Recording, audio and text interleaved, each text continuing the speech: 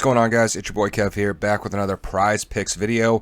Didn't get a chance to get the Sunday slate in, but I know on our live before lock, me, TJ, and Matt went over a couple of prize picks that we thought were, looking out there to be pretty good, and we covered a good amount of them, I believe. But like I said, I do want to try to kick out a video every slate. Still kicked one out Thursday, and I'm going to do one for tonight's game with the Eagles versus the Cowboys. Should be a really good game, guys. So let's get right into it.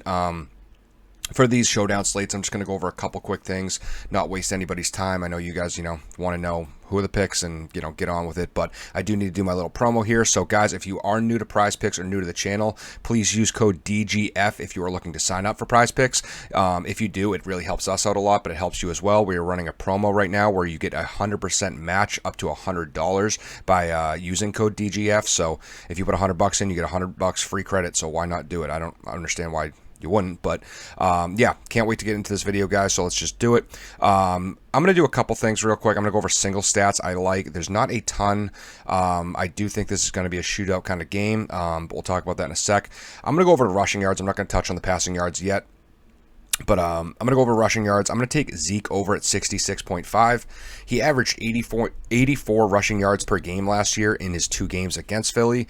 Didn't have Dak in either game. In 2019, he averaged 79 yards per game against Philly. 2018, 132. 2017, 103. 2016, 96. So, yeah, he runs pretty well against Philly. Always has. The Eagles are allowing an average of 120 rushing yards per game to opposing teams right now. So, I just think he's in a really good spot. This is a well-balanced offense. We know how Zeke does with Dak.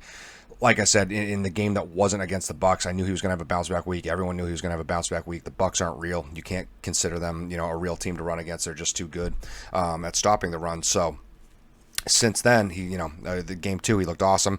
I definitely think he clears 66.5 in this one. I think it's just going to be a very, very, dynamic game for that offense where they're just going to be running it, throwing it. They're just going to be absolutely, hammering the Eagles, and the Eagles are going to be hammering back. So it's going to be a good game.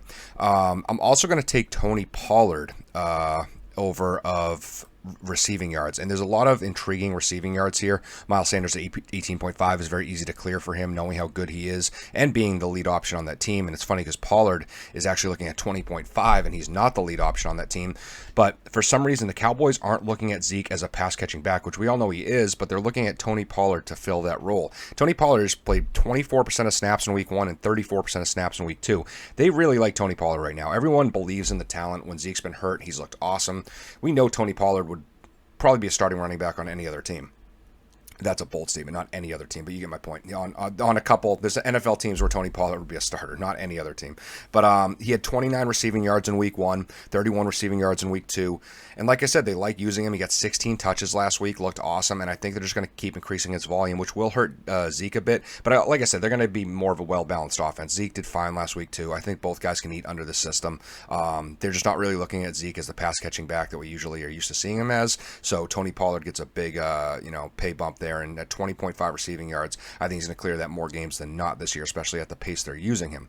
All right, so let's get into the fantasy score ones. I'm going to keep this simple, guys. I looked all over this one. Amari Cooper at 18 is intriguing to go under on for me just because 18 is pretty high, especially on a well-balanced offense. Like I said, now they're going to start running the ball more. I know his ribs bothering him. I called that. So I was watching the game with my girlfriend in game 1, and we both have Amari Cooper. She has him on her team. I have him on mine. And he caught that touchdown. It looked awesome, but he was slow to get up, and he was like holding his stomach, and I was like, that's not good. That doesn't look good. And next thing you know, I don't know if that's when he did it, but I know he has a rib injury. He's a bruised rib he's battling now, and might hamper him a little bit. And especially, like I said, this is a well-balanced offense. I mean, CeeDee Lamb at 18, they're both studs. Don't get me wrong. I love both of them. That's why I drafted Cooper, and I love CD. But one of them will probably clear, one probably won't. So it's kind of 50-50 there.